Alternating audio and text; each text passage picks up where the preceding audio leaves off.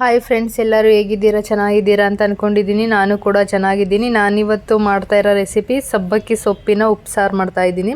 ಅದಕ್ಕೆ 1 ಕಪ್ ತೊಗರಿಬೇಳೆ ತೊಗೊಂಡಿದ್ದೀನಿ. ಚೆನ್ನಾಗಿ ತೊಳ್ಕೊಂಡು ಕುಕ್ಕರಲ್ಲಿ ಇಟ್ಕೊಂಡಿದ್ದೀನಿ. 1 ಟೊಮೆಟೊ ಹಾಕಿ 1 ವಿಸಲ್ನ ಬರ್ಸ್ಕೊಳ್ತೀನಿ. 1 ವಿಸಲ್ ಬಂದಿದೆ. 1 ಪ್ಯಾನ್ ಇಟ್ಕೊಳ್ತಾ ಇದ್ದೀನಿ. ಆ ಪ್ಯಾನಿಗೆ ಸ್ವಲ್ಪ ಜೀರಿಗೆ ಮತ್ತು ಮೆಣಸು ಹಾಕೊಳ್ತಾ ಇದ್ದೀನಿ. ಅದನ್ನು ಹುರ್ಕೊಳ್ತಿದ್ದೀನಿ.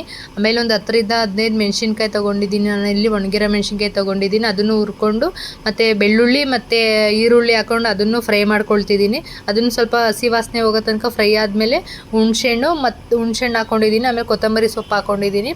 ಆಮೇಲೆ ಇದನ್ನೆಲ್ಲ ಮಿಕ್ಸಿ ಜಾರ್ಗೆ ಹಾಕ್ಕೊಳ್ತಿದ್ದೀನಿ. ಆಮೇಲೆ ಕುಕ್ಕರ್ ವಿಸಲ್ ಎಲ್ಲ ತಣ್ಣಗಾಗಿದೆ. ಅದು ತೆಗೆದ್ಬಿಟ್ಟು ಅದರಲ್ಲಿ 1 ಟೊಮೆಟೊ ಬೇಯಿಸ್ಕೊಂಡಿದ್ನಲ್ಲ ಅದನ್ನು ತೆಗೆದು ಇದಕ್ಕೆ ಹಾಕ್ಕೊಂಡು, ಮತ್ತು ನಾನು ಒಂದು ಅರ್ಧ ಕಪ್ ಬೇಯಿಸಿರೋ ತೊಗರಿಬೇಳೆನೂ ತೊಗೊಂಡಿದ್ದೀನಿ. ಖಾರಕ್ಕೆ ರುಬ್ಕೊಳ್ಳೋಣ ಅಂತ ಅಂದ್ಬಿಟ್ಟು ಅದನ್ನು ತೊಗೊಂಡು ಇನ್ನು ಸ್ವಲ್ಪ ತೊಗರಿಬೇಳೆ ಕುಕ್ಕರಲ್ಲಿ ಇತ್ತು. ಅದಕ್ಕೆ ಒಂದು ಕಟ್ ಸಬ್ಸಿಗೆ ಸೊಪ್ಪು ತೊಗೊಂಡು ಚಿಕ್ಕದಾಗಿ ಕಟ್ ಮಾಡಿಕೊಂಡು ಉಪ್ಪು ಹಾಕ್ಬಿಟ್ಟು ಕುಕ್ಕರ್ನ ಬೇಯಿಸೋಕೆ ಇಟ್ಟಿದ್ದೀನಿ. ವಿಸಲ್ ಬಂದಾದಮೇಲೆ ಅದ್ರ ಬೆಂದಿತ್ತು. ಅದರ ನೀರನ್ನ ತೆಗೆದ್ಬಿಟ್ಟು ಸಾಂಬಾರಿಗೆ ಹಾಕ್ತಿದ್ದೀನಿ ನೀರನ್ನ.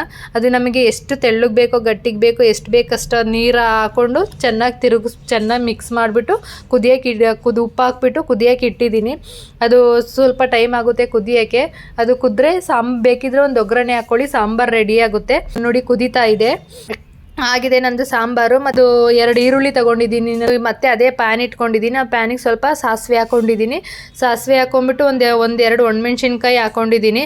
ಮತ್ತು ಒಂದು ಈರುಳ್ಳಿನ ಚಿಕ್ಕದಾಗಿ ಕಟ್ ಮಾಡಿ ಇಟ್ಕೊಂಡಿದ್ದೆ ನಾನು. ಅದನ್ನು ಎಣ್ಣೆ ಹಾಕ್ಕೊಂಡು ಸ್ವಲ್ಪ ಬಾಡಿಸ್ಕೊಳ್ತಾ ಇದ್ದೀನಿ. ನಾನು ಚೆನ್ನಾಗಿ ಬಾಡಿಸ್ಕೊಂಡಾದ್ಮೇಲೆ ನಾನು ಸೊಪ್ಪು ಬೇಯಿಸಿ ಇಟ್ಕೊಂಡಿದ್ನಲ್ಲ ಅದನ್ನ ಬಸ್ಕೊಂಡಿದ್ದೆ ಅಲ್ವ. ಇವಾಗ ಸೊಪ್ಪನ್ನ ಈ ಪ್ಯಾನಿಗೆ ಹಾಕ್ಬಿಟ್ಟು ಚೆನ್ನಾಗಿ ಮಿಕ್ಸ್ ಮಾಡ್ತೀನಿ. ನಾನು ಚೆನ್ನಾಗಿ ಒಂದು 5 ನಿಮಿಷ ಚೆನ್ನಾಗಿ ಎಲ್ಲ ಈರುಳ್ಳಿ ಮತ್ತು ಸೊಪ್ಪೆಲ್ಲ ಮಿಕ್ಸ್ ಮಾಡಿಬಿಟ್ಟು ಚೆನ್ನಾಗಿ ಅದನ್ನ ಒಂದು ಸ್ವಲ್ಪ ನೀರಿನ ಅಂಶ ಇದ್ದರೆ ಅದು ನೀರಿನ ಅಂಶ ಎಲ್ಲ ಕಮ್ಮಿ ಆಗೋ ತನಕ ಚೆನ್ನಾಗಿ ಮಿಕ್ಸ್ ಮಾಡ್ಕೊಳ್ಳಿ. ತೆಂಗಿನ ತುರಿ ಹಾಕೊಂಡು ಮಿಕ್ಸ್ ಮಾಡಿಕೊಂಡ್ರೆ ಪಲ್ಯ ರೆಡಿಯಾಗಿರುತ್ತೆ. ನೋಡಿ, ನಮ್ದು ಈ ಥರ ಪಲ್ಯ ಎಲ್ಲ ರೆಡಿಯಾಗಿದೆ. ನಾನು ಇದನ್ನು ಮುದ್ದೆ ಜೊತೆಗೆ ಊಟ ಮಾಡ್ತಾ ಇದ್ದೀನಿ.